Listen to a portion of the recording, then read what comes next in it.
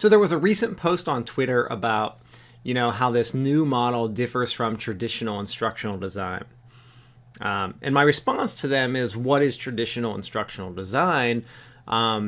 Because, when I think of traditional instructional design, and I wasn't quite sure what they mean, but what I think they mean is they're referring to, you can see here, or if you're listening, they're referring to this very linear traditional ADDIE model that was created in the mid-70s with the Army and Florida State, where we have, this phase 1, phase 2, phase 3, phase 4, phase 5, and how they all kind of worked in a specific order, and that's how it was completed. That's what I think they were referring to.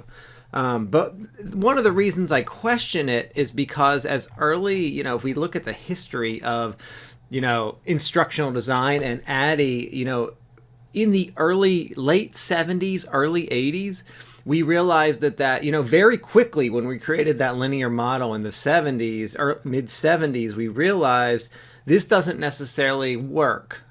Instructional design isn't always linear like this. So in the late 70s, before I was born, to the early 80s, we realized that it's more of a dynamic process, and we changed it. It's in research papers, the way the military was using it. Basically, we realized, hey, this model is going to different for every single project. The model's going to change a little bit. It's going to need to change based on what's best for the project. And from there, we really just kept, coming up with, hey, for this project, I used it this way. I did a project for the Army and we used ADDIE this way. I did a project for this company and I used it this way. And what ended up happening and what happened now is we now have thousands of different variations of the ADDIE model because every single project is different. So there's many, many different ways to use it. There's no one correct way. So, even here we have I'm going to put a picture on the screen. This is that's from 2011. Let's put a much earlier one. So this one is from the early 80s.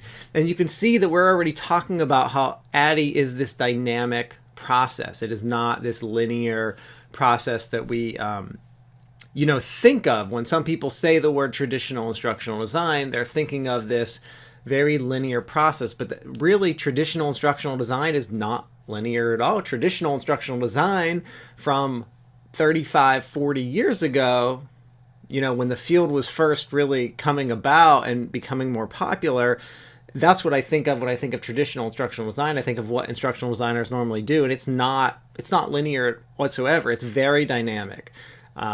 It meets the needs of the project. We're changing the model on the fly to meet the needs of the project. That's how it's always been in practice. So today, to say traditional instructional design, there's this linear model is completely not accurate whatsoever. And to try to come up with a new model is really nothing. There's no groundbreaking new model. We have thousands of versions of this out there. The groundbreaking thing should be telling people this model should change for every single project. Now, if you were to come up with some new way to do a needs analysis, maybe you're coming up with something new. But to come up with a new model that's really just another of the 1,000 ways is not really necessarily a groundbreaking thing. So I just, I like to point that out because I hear this word being thrown around. I saw it on Twitter, just thrown around, traditional instructional design. This is how we differ. No, you're not, nothing is new here. This is, if this was like 1982, I'd be like, wow, that's pretty new. You're coming up with something new, but 38 years later, something like that, it's not necessarily new anymore. So I just thought it was very, important to kind of get that out there. That's what is traditional instructional design. Traditional instructional design was never linear.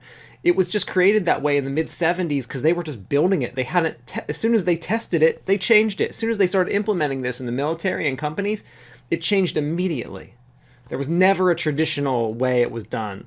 Now, having said all of this, yes, in a master's program, they're teaching students how to do each of the steps. They're not teaching them that it has to be this linear process. They're just teaching them that way because these people don't know how to do it at all, so we're teaching them how to do everything. I'm not trying to make it more complicated. I'm teaching them how to do all the steps. It might appear linear just because I'm teaching it that way. Well, it might appear linear because I'm teaching it in a linear fashion. I'm not teaching it that way. I'm teaching it in a linear fashion just so they know how to do everything. I'm not teaching them that it's linear, though. Big difference there. And so we think of this traditional instructional design, we've really got to get past this notion that we're coming up with new models right now, because we're really not. Thank you.